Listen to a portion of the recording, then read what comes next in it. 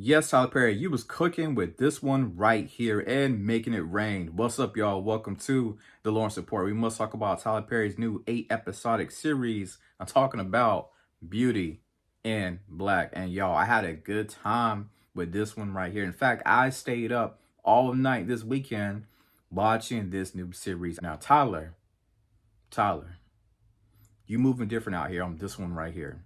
You really said, Tyler, you really said, we some hoes.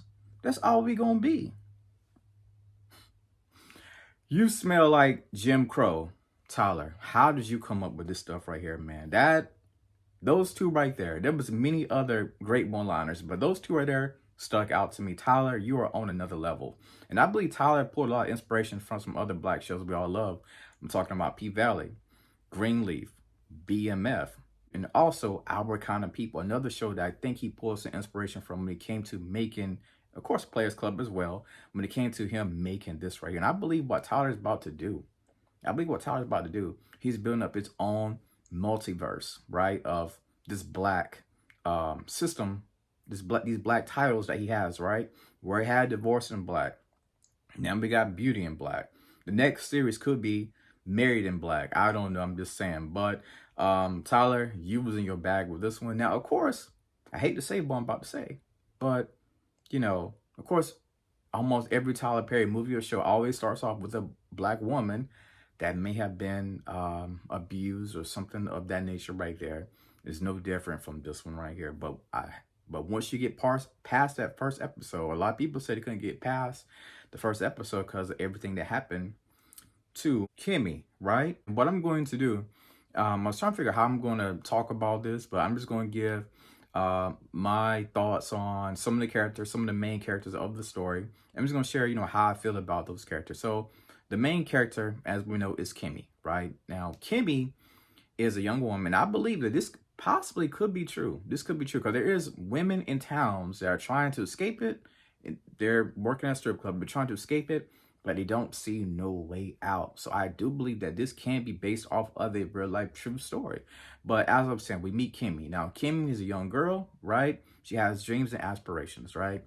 But unfortunately, like I said with Tyler, there is a scene where the mother has to choose between the man she's with and her daughter, because I believe the man may have been touching the daughter, who was Kimmy at the time, and the mother puts her own daughter out and chooses a man, right? So Kimmy ain't got nowhere to go, and that's when Kimmy ends up meeting her mentor and her friend by the name of Rain. We know Kimmy, seen crying, in that bathroom stall, and then we fast forward.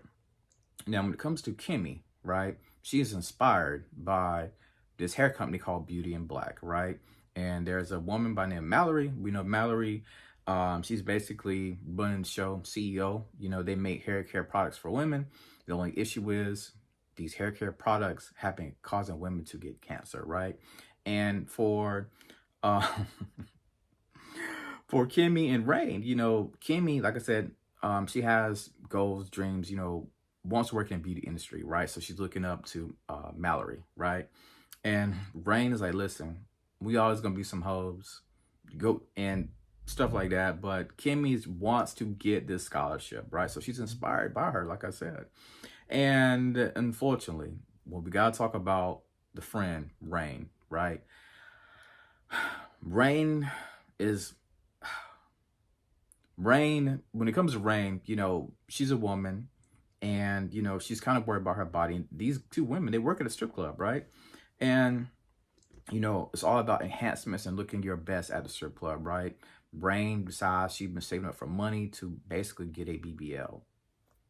Bad idea, because we saw, oh my God, that was a botched, bad BBL that caused Rain to basically go into a hospital for a long time. Kimmy's left basically now to fiend for herself at this moment in this time, right? And I love how, Tyler, he put these two stories together, right? It's you got Kimmy's story and you got the story of Norman and his wife, right? And Norman, his wife is basically on the old road, right? But she gets ran over, and now everybody's wondering who killed his wife, right? Oh God, let's get to Body. I could not stand Body. the Linda T.S. Madison character. I think the character name was Daga. Those three. Oh my God. Now, Body, we know that she's basically the number one stripper at this strip parlor that they work at. She runs the entire show. Like, everybody comes to see her, but at the same time, she pimping herself, like literally pimping. When I say herself, I mean like she's controlling the other hoes when I say pimping, right? Um, Body has a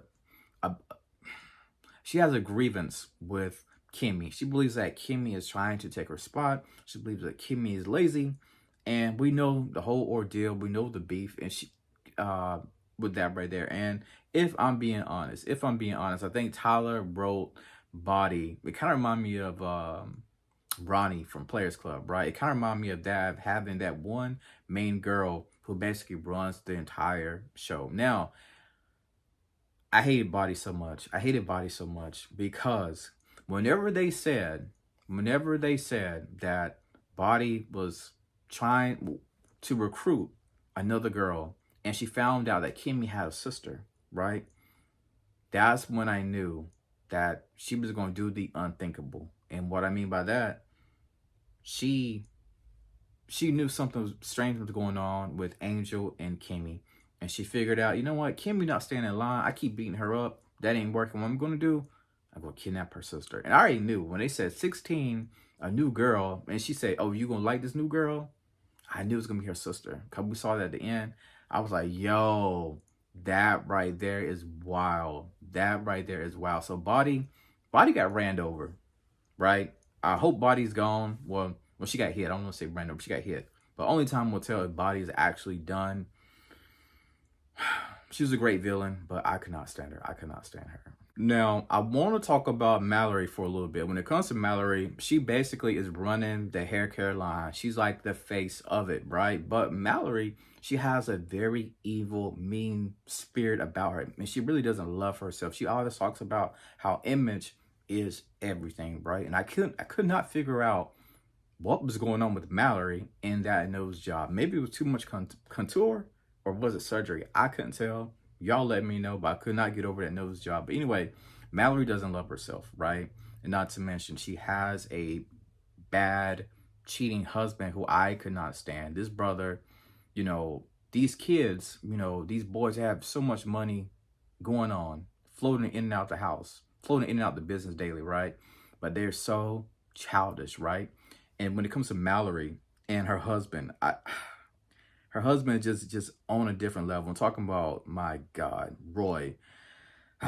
He just annoyed me so much. He's just so childish, and he just could not grow up in this room right here. Just such a, a male chauvinist type pig type dude. You know what I'm saying? He was always high. He was always on drugs. He was constantly cheating on his wife, but him and his wife were doing their best to keep it together, to make themselves look good in front of the company, even though I know most people already know them two right there, they don't like each other, right? And Mallory, we saw that scene where she was talking down. She was talking down on people, right? Whenever she gave away the scholarship. That's such a elitist mentality to me. That's what it is right there. Let's talk about the man who I think is really running the show. I think we all know is the one and only Jules, right? Now, this guy right here is basically a ex-cop, but he turned evil in a way. He has so many backroom deals, all these people across the country in the police department. Like, this dude basically looks after the family, right? He even said it himself. And one of the things that actually killed me, that I could not stop laughing, when he always was with Kimmy, right? And when Kimmy did something crazy, he was saying, get out, get out, get out. He had me dying, y'all. He had me dying. And I feel like when it comes to Jules is really working both sides of the aisle. He's working with one father over here, another father over here. So that guy right there, he's flip-flopping. And when you flip-flopping, you cannot be trusted. Because Jules, at the end of the day, I think he claims he's looking out for the family, but I think he's really looking out for himself. Now, we know that he basically helped Kimmy and Rain and all of them, escape some of the charges that they was facing when they was out here running and gunning and just doing illegal type stuff. So Jules, to me, is one of the big bosses. He is one of the top dogs in charge, without a doubt. Now, when it comes when it comes to Horace, Olivia, and Norman, this right here, these guys right here, they absolutely trip me out. Horace and Norman, brothers, right? If I'm not mistaken, I believe that it was Norman who was actually the chemist of creating the hair care line, right? And when it came to Horace, he's basically like the founder of it, right? So they've been working together as a tag team. But the thing about Horace, he has a little secret that he don't want nobody to know. Horace is actually one of those down low brothers, actually. And the thing about it, when he comes to the strip club, he sees Kimmy, right? He's not even paying attention to Kimmy. He's paying attention to Angel. So, you know, we know how that whole scenario is going to go down with Angel, Kimmy, Horace. We know they tried to rob him. Stuff got backfired, things of that nature. But Horace, you know, he's sick. He's sick, but he claims that he's lonely. I'm a lonely old man. And Kimmy finds out the truth about Horace, you know, and how Horace is connected to all of this right here, really. And when it comes to Norman, we found out that the person who got ran over was actually his wife. And we were always wondering, why are you running around in the rain at nighttime, right? So he's hell bent on trying to save his wife. And he decides to move her. We know what happens with that because she's in the hospital. And, basically Jules and Mallory tag team on basically ending her life in the hospital whenever she's in that nursing, right? And, Norman, like I said, this brother's hell bent. Now, when it came to, and I kind of felt bad for him a little bit. Kimmy, like I said before, working at a strip club, she wants a better way out, and I don't blame her. That kind of stuff, it kind of gets old over time, right?